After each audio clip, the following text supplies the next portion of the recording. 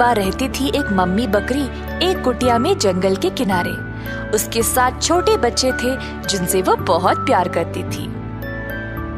कभी कभी मम्मी बकरी को कुटिया छोड़कर जाना पड़ता था खाना लाने के लिए, और आज उसको वही करना था। उसने अपने बच्चों को बुलाया और कहा, गौर से सुनो बच्चों, मुझे बाहर जाना है खाना लाने। सब ध्यान से रहना, क्योंकि मैंने सुना इस इलाके में एक भेड़िया घूम रहा है। वो बहुत ही खतरनाक है और अगर उसने तुम सबको देख लिया तो वो सबको खा जाएगा। वो बहुत शातिर है और किसी और के रूप में भी आ सकता है। उसकी आवाज बहुत कठोर है और उसके पैर काले। तो नजर रखना और घर में ही रहना, किसी को भी अंदर आने नहीं देना। चिंता मत करो मम्मी, हम बहुत सावधानी से रहेंगे। हम किसी के लिए भी दरवाजा नहीं खोलेंगे। आप आराम से जाओ। और अंदर से जब उन्होंने ताला लगाया तब वह वन की ओर निकल पड़ी। उसी समय वो भेड़िया जो पेड़ के पीछे छुपा था बाहर निकल आया मम्मी बकरी के जाते ही। दरवाजे पर गया और खटखटाया।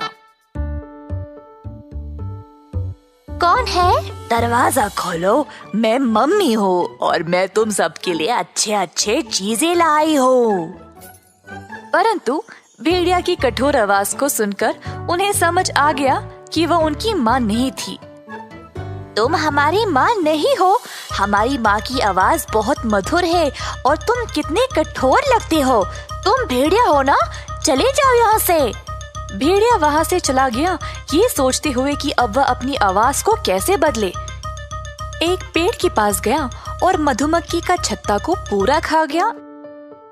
अपनी आवाज को मधुर बनाने के लिए फिर से कुटिया के पास गया और दरवाजा खटखटाया। दरवाजा खोलो प्यारे बच्चों, मैं आ गई और तुम सब के लिए अच्छी चीजें लाई हूँ।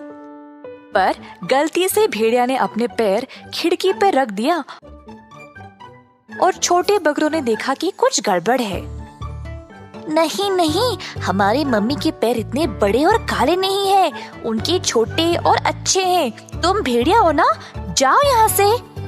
भेड़िया चला गया, ये सोचते हुए कि अब वह अपने पैरों को कैसे बदलेगा। अचानक से उसे एक युक्ति सूझी। एक रोटी वाले की दुकान पर गया और अपने पैरों को आटे में डुबो दिया। फिर वापस उस कुटिया के पास आया। अब मैं देखता हूँ ये बकरे दरवाजा कैसे नहीं खोलेंगे। फिर से दरवाजा खटखटाया। दरवाजा खोलो प्यारे बच्चों, मैं हूँ मम्मी और मैं तुम सब के लिए मजेदार खाना लाई हूँ।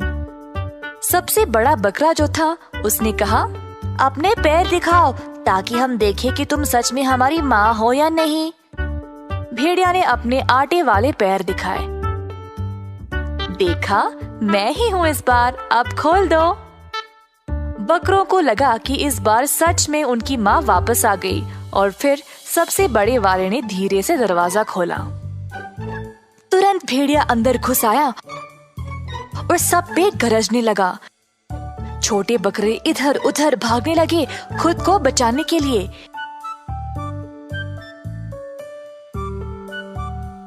एक ने मेज के नीचे छिपने की कोशिश की, पर भेड़िया उसको पकड़ के खा गया।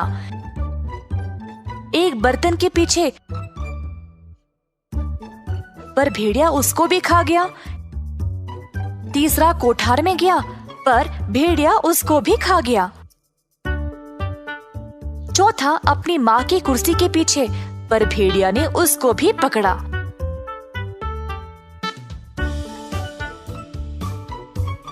पांचवा बिस्तर के नीचे, पर भेड़िया ने उसको भी पकड़ लिया।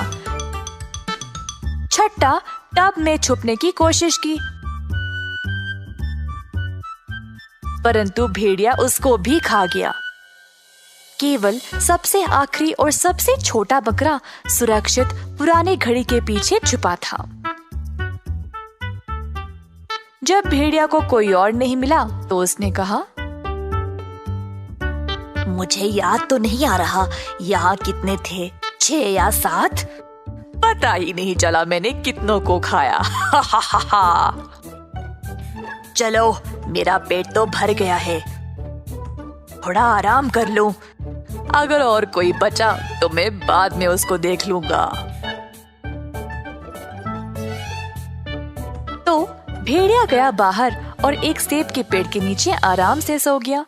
जल्दी वह खरांटे लेते हुए गहरी नींद में चला गया। कुछ देर बाद मम्मी बकरी खाना लेकर वापस आई और घर पे सब कुछ बिखरा हुआ देखकर परेशान हो गई। तो उसे समझ आ गया कि भेड़िया ही उधर आया होगा। मम्मी बकरी जोर जोर से रोने लगी। अचानक से उसने एक छोटी सी आवाज सुनी। मम्मी, आप ही हो क्या? हाँ बच्चा, मैं ही हूँ। कहाँ हो और इधर क्या हुआ? सबसे छोटा बकरा बाहर निकल आया और अपनी माँ को सारी घटना सुनाई। हे भगवान, नहीं, ये क्या हो गया? मम्मी बकरी ने सोचा कि वह खुद देखेगी अगर कोई बचा या नहीं।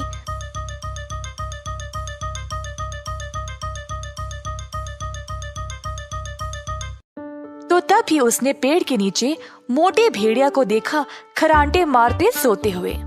नजदीक गई तो उसने देखा कि भेड़िया के पेट के अंदर से कुछ हिल रहा था। उसको लगा शायद उसके बच्चे अभी भी जिंदा है। जल्दी वह अपने घर गई और एक बड़ी सी कैंची को ले आई। उसने भेड़िया के पेट को काटा तो उसके सारे बच्चे बाहर निकल आए। मम्मी बकरी बहुत खुश हो गई। भेड़िया इतना लालची था कि उसने बकरों को खाने के बजाय सीधा निगल लिया था। फिर उसने अपने बच्चों को कुछ पत्थर इकट्ठा करने को कहा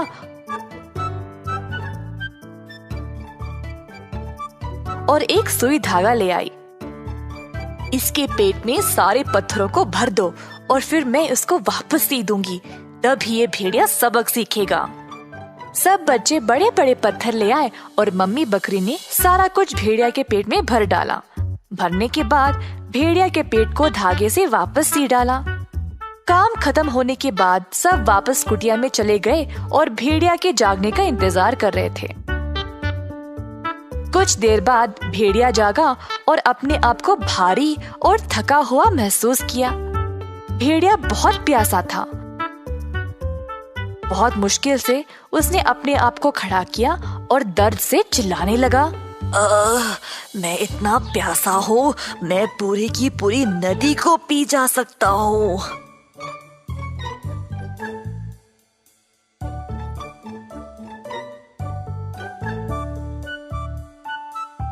नदी के पास गया और जब पानी पीने के लिए नीचे झुका तो भेड़िया पत्थरों की भार से फिसल गिर पड़ा और नदी में ही डूब मरा। भेड़िया मर गया, भेड़िया मर गया। मम्मी बकरी ने फिर अपने बच्चों को बुलाया। सुनो मेरे बच्चों, सबसे पहले हम घर की सफाई करेंगे और फिर हम एक बड़ा सा जश्न मनाएंगे उन सब चीजों के साथ जो मैंने तुम लोगों के लिए जंगल से लाया है। और फिर 7 छोटे बकरों ने सीखा कि कभी भी किसी भी अनजान की बातों पर विश्वास नहीं करना चाहिए।